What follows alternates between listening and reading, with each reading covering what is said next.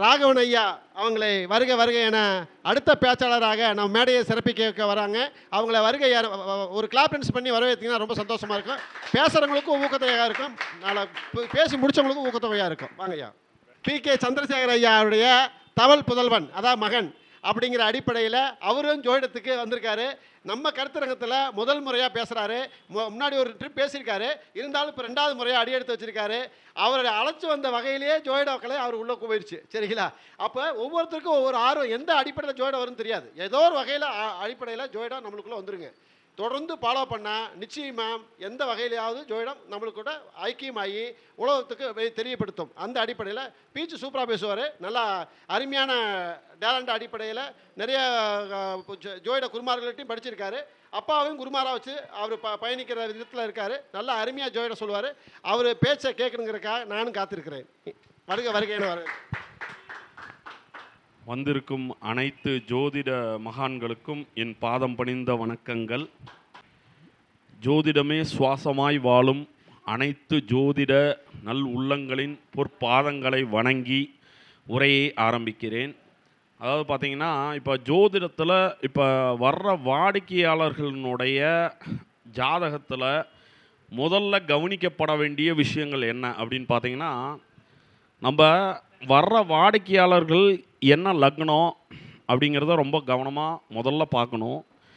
இந்த லக்னங்களின் அடிப்படையில் ஒவ்வொரு கிரகமும் மற்ற கிரகங்களோட பார்வையில் இருக்குதா அப்படிங்கிறத ரொம்ப கவனமாக பார்க்கணும். ஒரு வேளை ஒரு கிரகங்கள் மற்ற கிரகங்களின் பார்வையில் இல்லாத கட்டங்கள் லக்னத்திற்கு எத்தனாம் பாவமாக வருகிறதோ வரவருக்கு அது சம்பந்தப்பட்ட பிரச்சனை தான் இருக்கும். அதை முதல்ல சரி பண்ணோம்னா தான் ஜாதகம் ஒரு இயக்க நிலையிலேயே வரும். இது ஒரு முதல் கட்டமான ஒரு விஷயம். இப்போ அடுத்தது, இப்போ நான் பேசுகிற இதில் பார்த்திங்கன்னா, தலைப்பில் பார்த்திங்கன்னா ஜோதிட கதம்பம் அப்படின்னு ஐயா கொடுத்துருக்காங்க. இப்போ பெற்றோர்கள் பார்த்து வைத்த திருமணம் எப்படி இருக்கும்? இப்போ முதல்ல பெற்றோர் அப்படின்னாவே தாய் அப்படின்னா 4ஆம் இடம், தந்தை அப்படின்னு பார்த்தீங்கன்னா 9ஆம் இடம். இந்த 4, 9ஆம் இடங்கள் அவருடைய ஜாதகத்திற்கு 2, 3, அதாவது 2 என்கின்ற குடும்பத்துடனோ 3 என்கின்ற முயற்சி ஸ்தானாதிபதியினுடைய அமைப்பு பிரகாரமோ 4 என்கின்ற சுக அடிப்படையிலேயோ அல்லது 7 என்கின்ற களத்திர அடிப்படையிலேயோ இல்லை 9 என்கின்ற தந்தையின் அடிப்படையிலேயோ 11 என்கின்ற நோய் கடன் சத்ருஸ்தானத்தை ஜெயிக்கும் பாவகமான 11ஆம் பாவம், சகல தோஷங்களை நீக்கும் இடமான 11ஆம் பாவ அடிப்படையோட சம்பந்தப்படுமானால் நிச்சயமாக அவர்களுக்கு பெற்றோர்கள் நடத்தி கொடுக்கும் திருமணமே சிறப்பு. பெற்றோர்களே அவர்களுக்கு சிறப்பான திருமணங்கள் நடத்தி வைப்பார்கள். இது ஒரு விஷயம். சரி, இப்போ அடுத்தது பார்க்குறோம். இப்போ பிரிந்திருந்த தம்பதியர் அப்படின்னு இருப்பாங்க. நிறையா கால நேர சூழ்நிலைகளின் அடிப்படையில் ஒரு ஆணுக்கும் ஒரு ஆணுக்கும் ஒரு பெண்ணுக்கும் பிரிவு நிலைகள் ஏற்படுது. இந்த பிரிந்திருந்த தம்பதியினரை சேர்க்கக்கூடிய ஒரு சில இணையம்சம் கொண்ட நட்சத்திரங்கள் உண்டு. இந்த நட்சத்திரங்களில் சிவன் பாதி சக்தி பாதி உள்ள அம்மையப்பர், அதாவது அர்த்தநாரீஸ்வரர் கோவில் சென்று வழிபட்டால் பிரிந்திருந்த சம்பதியினர் கூடுவார்கள். இப்போ இது எதை அடிப்படையில் ஃபஸ்ட்டு கொண்டு வரலாம் அப்படின்னு பார்த்தீங்கன்னா, ஒரு ஜாதகத்தில் கவனிச்சிங்கன்னா அவங்க என்ன லக்னங்கிறத முதல்ல பார்க்கணும். அந்த லக்னத்துக்கு பாதகாதிபதி நாள் கோவிலுக்கு தயவு செய்து குறித்து கொடுக்காதீங்க. பாதகாதிபதி நாள் நமக்கு வேலை செய்யாது. பூர்வ புண்ணிய நாட்களும் பழைய மூல கிரந்த நூல்களில் உள்ள காரிய சித்தி நாட்களும் பயனுள்ளதாக இருக்கும். சரி, இப்போ இணையம்சத்தை சொல்கிறேன், அதை மக்கள் தெரிஞ்சு வச்சுக்கோங்க. அதாவது மூலம் நட்சத்திரத்தினுடைய 3ஆம் பாதமும் பரணி நட்சத்திரத்தினுடைய 3ஆம் பாதமும் திருவாதிரையினுடைய 1ஆம் பாதமும் திருவோணம் நட்சத்திரத்தின் 4ஆம் பாதமும் விசாகம் நட்சத்திரத்தின் 1ஆம் பாதமும் ஆயில்ய நட்சத்திரத்தின் 2ஆம் பாதமும் உத்திர நட்சத்திரத்தின் 4ஆம் பாதமும் இணையம்ச பாதம்னு இதை சொல்லுவாங்க. இந்த நட்சத்திர நேரங்கள் வரும்பொழுது அவரவர் ஜென்ம நட்சத்திரத்திற்கு கணவன், இப்போ ஒரு எடுத்துக்காட்டுக்கு வந்திருக்கிறவர் வந்து ஒரு ஆண் வந்திருக்காரு, குடும்பத்தோடு சேர்ந்து வாழணுன்னாருன்னா அவரோட நட்சத்திரத்துக்கு இந்த நட்சத்திரங்கள் தாராபலன் உள்ளதா என்று கவனிக்கவும் முதல் கருத்து. இரண்டாவது கருத்து, முடிந்த அளவு உடைபட்ட நட்சத்திரங்களை தவிர்த்து முழு நட்சத்திரங்களை பயன்படுத்துங்க. உடைபட்ட நட்சத்திரங்களில் ஒருவேளை அனுப்புவதாக இருந்தால் ராகு காலம் யமகண்டம் தவிர்த்து அனுப்புங்கள். உடைபட்ட நட்சத்திரங்களில் மட்டுமே ராகு காலம் யமகண்டம் வேலை செய்யும். முழு நட்சத்திரங்களிலோ சதாஜீவ நட்சத்திரம், சதாஜீவம்னா என்ன, என்றும் உயிர்ப்புள்ள நட்சத்திரங்கள், அந்த நட்சத்திரங்களில் ராகு காலம் யமகண்டம் வேலை செய்யாது. அடுத்தது பார்த்தீங்க அப்படின்னா, இப்போ நிறையா பேத்துக்கு வந்து இந்த செவ்வாய் தோஷத்தை பற்றி விளக்கங்கள் கொடுத்துக்கிட்டு இருக்காங்க. இது பழைய மூல நூல்கள்லேருந்து என்னுடைய கருத்துக்கள். அதாவது 12 செவ்வாய் தனிச்சு இருக்குது. இப்போ 2, 4, 7, 8, 12 செவ்வாய் இருந்துச்சுன்னா செவ்வாய் தோஷம்னு நம்ம சொல்கிறோம். ஒருவர் வந்திருக்காங்க, அவங்களுக்கு வந்து பாசிட்டிவான பிளட் குரூப் இருக்குதுன்னா மேக்சிமம் இந்த செவ்வாய் தோஷம் வேலை செய்கிறது இல்லை. இது வந்து நீங்கள் அனுபவத்தில் எடுத்துக்கொள்ளுங்கள். நெகட்டிவான பிளட் குரூப் இருக்குது, அதை சூரியனோ சனியோ ராகுவோ கேதுவோ குருவோ பார்வையோ சேர்க்கையோ இல்லாமல் தனித்த செவ்வாய் இருந்தால் மட்டுமே அவர்களுக்கு செவ்வாய் தோஷம் வேலை செய்கிறது. இது அனுபவத்தில் கண்ட உண்மை. அடுத்தது பார்த்தீங்கன்னா, இப்போ நிறைய பேர்த்துக்கு பார்த்தீங்கன்னா ஒரு நோய் இருக்குது, அந்த நோயை வந்து கண்டறிய முடியல அப்படின்னு சில நேரங்களில் வந்து ஜோதிடர்கள்கிட்ட கேட்குறாங்க. அதுக்கு என்ன காரணம் அப்படின்னு பார்த்தீங்கன்னா, அவரோட ஜாதகத்தில் புதனும் ராகுவும், இப்போ புதனோட ராகு சேர்ந்துச்சுன்னா புதன் ஸ்பீடு எடுத்துருங்க. அப்போ புதனோட சேர்ந்த கிரகம் எதுவோ அது ஸ்பீடு எடுக்குங்கிறது ஒரு அமைப்பு இருக்குது. இப்போ நல்லா கவனிக்கணும், இந்த புதனோட ராகு சேர்ந்துச்சுன்னா புதன் வந்து பெருமாளுக்கான கிரகம், ராகு வந்து சாயா நிழலுக்கான கிரகங்கள். இதோடு சேர்ந்த கிரகங்கள் வந்து சில நேரம் ஜோதிடரையே குழப்பி விட்டுரும். அவங்களுக்கு என்ன நோயின்னு கண்டறிய முடியாது. நீங்கள் இந்த நேரத்தில் பரிகாரங்கள் சொன்னாவோ, புதன் திசை ராகு புத்தியில், ராகு திசை புதன் புத்தியில் பரிகாரங்கள் சொன்னாவோ கவனமாக சொல்லணும். அப்போ முதல்ல இதுக்கான பரிகார முறை என்னன்னு நம்ம பார்த்துடணும். இப்போ பழைய குமாரசாமியம் என்ற மூல நூலில் ஒரு வார்த்தை கொடுத்துருப்பான், புதனுடன் ராகு கூடில் வெற்றிலை பாக்கு என்க அப்படின்னு. அப்போ அதுக்கு வெத்தலை பாக்கு தான் பரிகாரம். அது எப்படி அப்ளை பண்ணுங்கிறது ஒன்று இருக்குது, ஒன்று. ரெண்டாவது, இப்போ புதன்னா பெருமாள், ராகுன்னா சர்ப்பம். அப்போ சர்ப்பத்தை அடக்கின பெருமாளை பிடிச்சோம்னா புதன் திசை ராகு புத்தி, ராகு திசை புதன் புத்தி காலப்பகைக்கு சரியான ஒரு பரிகாரத்தை தேர்ந்தெடுத்தலாம். இப்போ வர்றாங்க, எனக்கு ஒரு நோய் இருக்குது சார், அது டாக்டரே என்ன கண்டுபிடிக்க முடியல அப்படின்னு சொல்கிறாங்க. அவங்களுக்கு புதன் ராகு சேர்ந்துருக்கு, அல்லது புதன் திசை ராகு புத்தியும் நடக்குது. புதன் ராகு காலில் இருக்குது, ராகு புதன் காலில் இருக்குது. கண்டிப்பாக இந்த மெத்தடை அமுல்படுத்தலாம். முக்கியமாக என்னுடைய குருநாதர்களில் நான் நிறைய பேர்த்துக்கிட்ட படிச்சிருக்கேன். அதில் அவங்க சொன்ன விஷயங்களில் இந்த புதன் ராகுல திருப்பதி செல்ல வேண்டாம்னு சொல்கிறாங்க. இது அனுபவத்தில் உண்மையாலும் கண்ட விஷயங்கள். இப்போ நிறைய பேர் பல விதமாக சொல்லிட்டு வராங்க. ஆனால் இந்த திருப்பதிக்கு உண்மையாலுமே புதன் ராகு 100% வேலை செய்கிறது. புதன் ராகுவில் போயிட்டு வந்தவர்கள் பல தொந்தரவுகளை அனுபவித்து உள்ளார்கள். உடனே இப்போ இதை பார்த்த உடனே சில பேர் கமெண்ட்ஸ் போடுறாதீங்க, பெருமாள் என்னடா அது பெருமாள் கோயிலுக்கு எப்போ வேணாலும் செல்லலாம் அப்படின்னு. எப்போ வேணாலும் செல்லலாம், அதுக்கு மாற்று கருத்து இல்லை. எந்த நேரத்தில் செய்தால் வெற்றியாகும் என்பதை தெரிந்து கொண்டு செய்தால் அந்த காரியங்கள் நல்லதாக முடியும். இப்போ அது ஒரு உண்மை இருக்குது. சரி, இப்போ முகூர்த்த விதிகள் அப்படின்னு நாம் ஒன்று குறித்து தரோம். இப்போ முகூர்த்தத்தை எப்படி சார் செலக்ட் பண்ணலாம் அப்படின்னு பார்த்தா, இப்போது பொதுவாக லக்கணத்தை குரு பார்த்தாலோ அல்லது தனஸ்தானத்தை குரு பார்க்கும் விதமாகவோ ஒரு நல்ல முகூர்த்தத்தை எடுத்து கொடுக்கலாம். அந்த முகூர்த்தை எடுக்கிற விதியப்போ இந்த கொஞ்சம் நான் சொல்கிற விதியும் கொஞ்சம் சேர்த்து பயன்படுத்தி பாருங்கள்.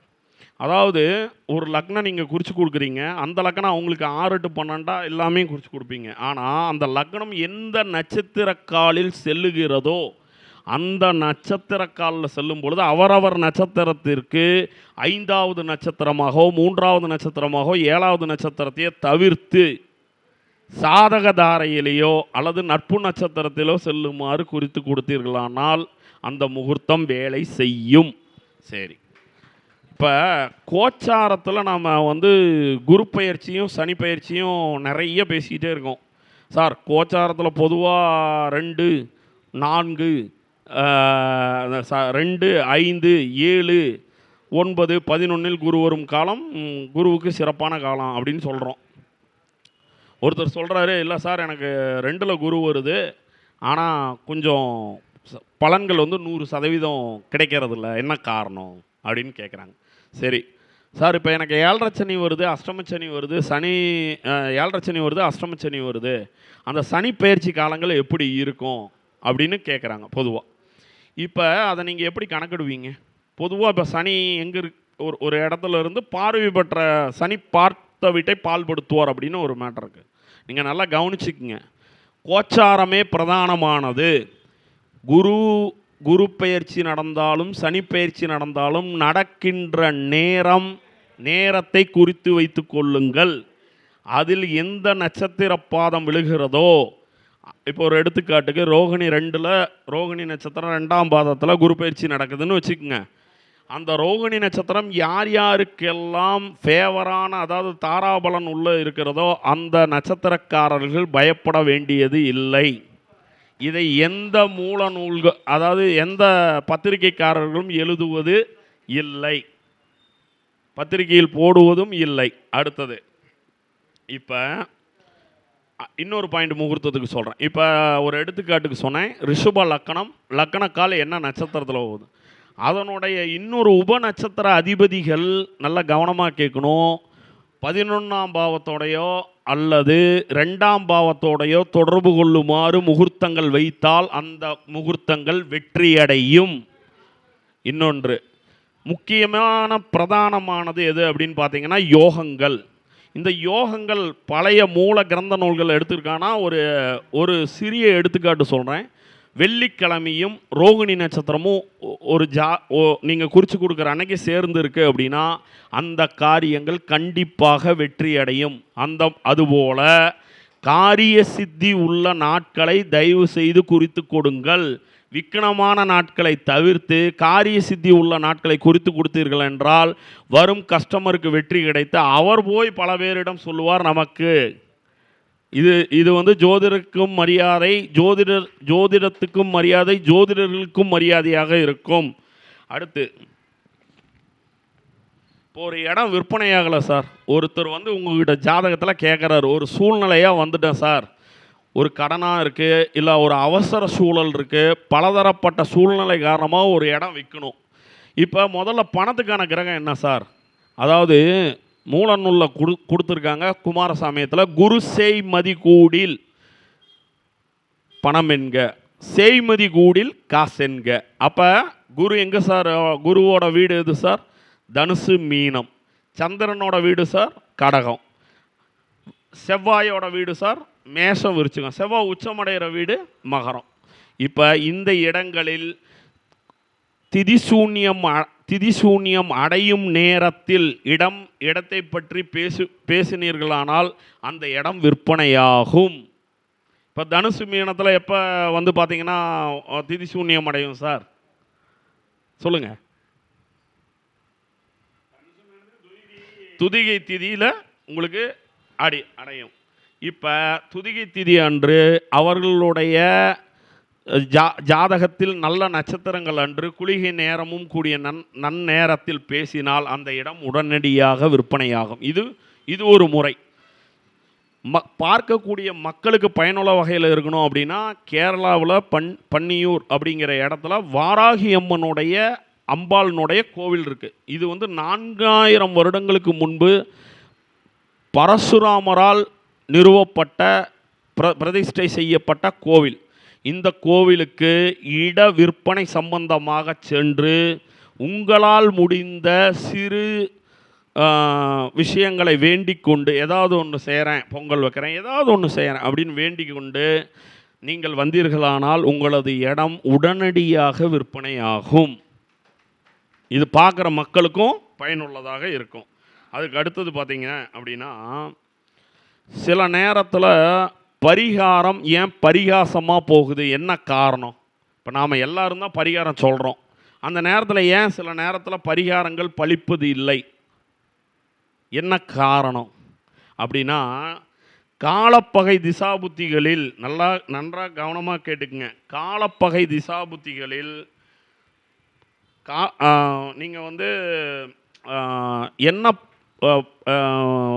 கோவில் நீங்கள் குறித்து கொடுத்தீங்கனாலும் அது பரிகாரமாக ஜெயிப்பது அனுபவத்தில் கிடையாது. முதல்ல காலப்பக திசைக்கு உண்டான கோயிலுக்கு நீங்கள் அனுபவத்தில் குறித்து கொடுக்க வேணும். அதுக்கு அடுத்து பார்த்தீங்கன்னா, இந்த சுவாதி நட்சத்திர குழந்தைகளுக்கு, இப்போ சுவாதியில் ஒருத்தங்க இருக்காங்க, அவருடைய குழந்தைகள் 4வது நட்சத்திரத்திலோ, வாமவேதை என்று சொல்லக்கூடிய 4வது நட்சத்திரத்திலோ, 11வது நட்சத்திரம் என்று சொல்லக்கூடிய சமூக வேதை என்று அந்த சமூக வேதை என்று சொல்லக்கூடிய 11வது நட்சத்திரத்தில் குழந்தை பிறந்திருந்துச்சு அப்படின்னா அவங்களுக்கு பல இன்னல்கள் உருவாகிட்டே இருக்குது. இதை என்ன மாதிரி முறைகளில் அவங்களுக்கு எந்த கோயில் சென்றால் உடனடியாக நிவர்த்தி அப்படின்னு பார்த்தீங்கன்னா, திருப்பதி போகக்கூடாது. அலமேலு மங்காபுரத்தில் உள்ள அலமேலு மங்கைக்கு எடைக்கு எடை பொருளை தானமாக கொடுத்து வர அவர்களது குடும்பத்தில் சுபிட்சம் நடக்கும்.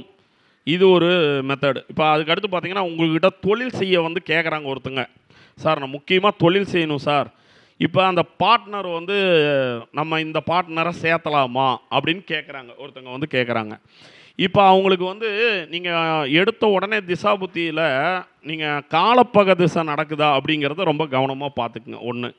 ரெண்டாவது, வேதகனுடைய பெயர் கொண்டவர்கள் கூட்டாளிகளாக வருகிறார்களா என்பதை ரொம்ப கவனமாக பார்க்கும். இப்போ ஒரு எடுத்துக்காட்டுக்காக மக்கள் புரிந்து கொள்ளணுங்கிறதுக்காக, இப்போ அவங்க ஒருத்தங்களுக்கு வந்து சூரிய திசை நடக்குதுன்னா சுக்கிரன் பெயர் உள்ளவர்களை கூட சேற்றக்கூடாது. சந்திரன் திசை நடக்குது அப்படின்னா சூரியன் பெயர் உள்ளவர்களை கூட்டாளிகளாக வைத்து கொள்ளக்கூடாது. செவ்வாய் திசை நடப்பவர்கள் புதன் பெயருள்ள பெருமாள் பெயர் உள்ளவர்களை கூட்டாளிகளாக வைக்கக்கூடாது. புதன் திசை உள்ளவர்கள் செவ்வாய் பெயர் கொண்ட முருகனின் பெயர் கொண்டவர்கள் கூட்டாளிகளாக வைத்தால் பல இன்னல்களையும் தொழிலில் சரிவுகளையும் சந்திக்கிறார்கள். அப்போ வேதகன் தவிர்த்து மற்ற சுபமான நட்சத்திரக்காரர்களை கூட சேர்த்தமானால் அவர்கள் தொழிலில் மேன்மை அடைவதையும் சிறப்படைவதையும் காண முடியும். இப்போ அதுக்கு அடுத்து பார்த்தீங்கன்னா, குரு திசை ஒருத்தருக்கு நடக்குது, சூரியன் வந்து பெயர் கொண்டவர்கள் சேற்றக்கூடாது.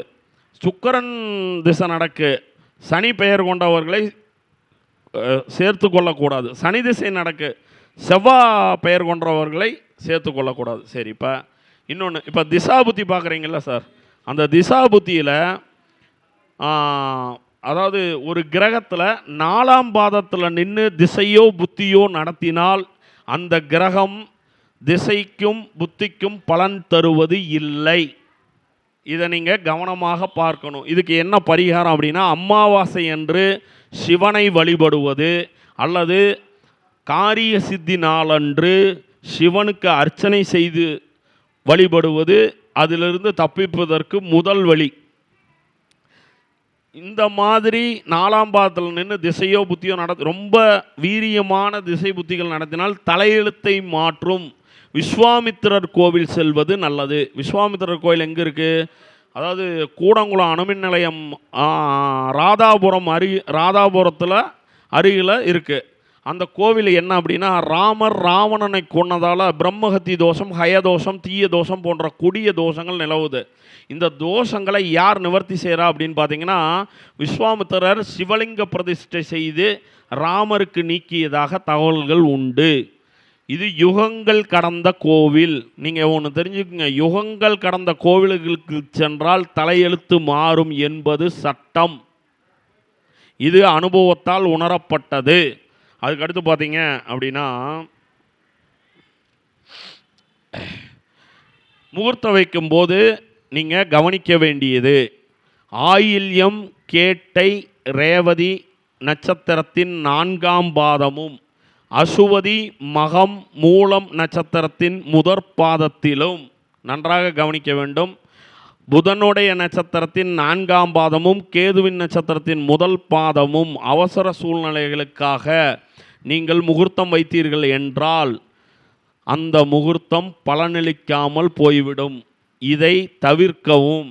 அடுத்து பார்த்தீங்க அப்படின்னா, ஒருவருடைய கோவிலுக்கு செல்லும் நாள் எப்படி இருக்க வேண்டும் அப்படின்னா, பூர்வ புண்ணிய நாளாக இருக்கணும். நம்ம லக்னத்துக்கு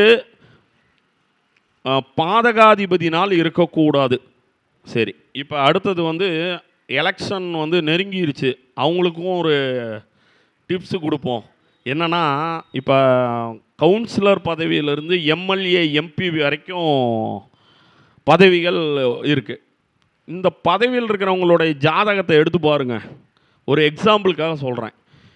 உலகை ஆளும் கோள்கள் குரு, சூரியன், செவ்வாய், சனி, இந்த 4 கிரகங்களும் ஒருவரின் வலுவை பொறுத்து அவர் கவுன்சிலர்லேருந்து எம்எல்ஏ பதவி வரை இருப்பார். சரி, இப்போ உங்கள்கிட்ட ஒருத்தங்க வராங்க, சார் எனக்கு இந்த சீட்டு கிடைக்கணும், தலைவரை சந்தித்து இந்த சீட்டுக்கு கிடைக்கிறதுக்கு முகூர்த்தம் கொடுங்க அப்படின்னு கேட்குறப்ப நன்றாக கேட்டுக்கொள்ளுங்கள். திருதி யோகமும் அவரவர் நட்சத்திரமும் வரும் நேரத்தில் போய் உதவி கேட்டால் அந்த உதவி கிடைக்கும். 1. துருவ நட்சத்திரம்தான் அரசியலில் தலைமை பெறும் நட்சத்திரம். அப்போ துருவ யோகத்தை பயன்படுத்துங்கள். துருவ யோகமே அரசியலுக்கு பிரதானமான யோகம்.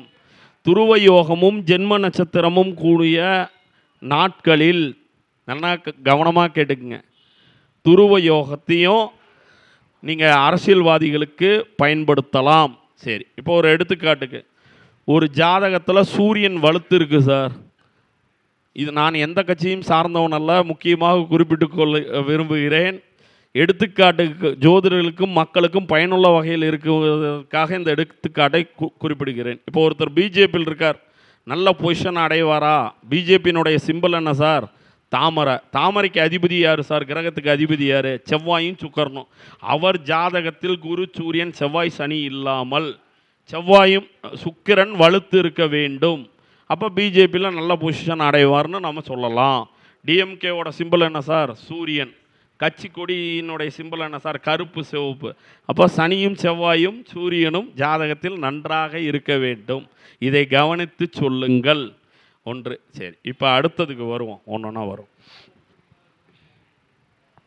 அதாவது நிறைய பேர், சார் என்னால் தொலை தூரத்தில் உள்ள கோவில்களுக்கு செல்ல முடியல, ரொம்ப சிரமமான சூழ்நிலையில் இருக்கேன். வர்றவங்களே சிரமமான சூழ்நிலையில் பலதரப்பட்ட மனிதர்கள் வருவாங்க. அவங்களுக்கு என்ன பரிகாரம் சொல்லலாம் அப்படின்னு பார்த்தீங்கன்னா, விருத்தி யோகத்தன்னைக்கு குலதெய்வ வழிபாடு சிறப்பு. போய் நெய் தீபம் ஏற்றி அவரவர்களுடைய வசதி வாய்ப்புக்கேற்ப அபிஷேகங்களையோ அல்லது அர்ச்சனைகளையோ செஞ்சுக்கலாம் சார். இப்போ ஒரு 5 தேங்காய் உடைச்சிங்கன்னா 10 மூடி வரும். 6 தேங்காய் உடைச்சிங்கன்னா 12 மூடி தேங்காய் வரும். அந்த 12 மூடி தேங்காயில் 11 மூடி, ஒரு மூடியை எடுத்து பூசாரியிடம் கொடுத்துடலாம். 11 மூடி தேங்காயில் நெய் விளக்கு ஏற்றி வெற்றிலை பாக்கில் 11 ரூபாய் வைத்து குலதெய்வத்திற்கு விருத்தி யோகமும் தெய்வ அனுகூல நட்சத்திரமும் சேர்ந்த நாளில் நீங்கள் முதல்ல வர்றவங்க கஷ்டமாக இருக்கிறவங்களுக்கு பரிகாரம் சொன்னீங்கன்னா அந்த பரிகாரம் பலிக்கும். மற்ற ஜோதிடர்களும் நிறைய பேர் உட்காந்துருக்காங்க.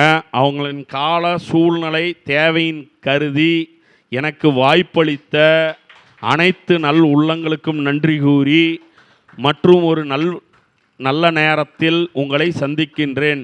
சிறந்த ஜோதிட ஆலோசனைக்கு அங்காள பரமேஸ்வரி ஜோதிட ஆராய்ச்சி மையம், பள்ளிபாளையம், ஜோதிடர் ராகவன். என்னுடைய அலைபேசி எண் 77 081 353 44. ஆன்லைனும் சொல்லப்படும். தேவையுள்ளவர்கள் பயன்படுத்தி கொள்ளலாம். நல்லதே நினையுங்கள், நல்லதே நடக்கும், நல்லதே செய்யுங்கள். அதாவது ஜோதிட கருத்துக்களை சொல்லும்போது சொல்லி தான் சொல்கிறோம், புதுசாக பேசுகிறாங்க அப்படின்னு. ஆனால் இப்போ ஐயா பேசும்போது புதுமையாக பேசுகிற மாதிரி இருந்துச்சா, பழமையாக பேசுகிற மாதிரி இருந்துச்சா அப்படின்னு பார்த்தீங்கன்னா, பழைய கருத்துக்களை பழமை ஜோதிடர், அணு வாய்ந்த ஜோதிடர் பேசும் அளவுக்கு மெருகேற்றி கூடுதலாக பேசக்கூடிய தன்மை ஐயா கிட்ட இருக்குங்கிறது என்னுடைய கருத்து. சரிங்களா?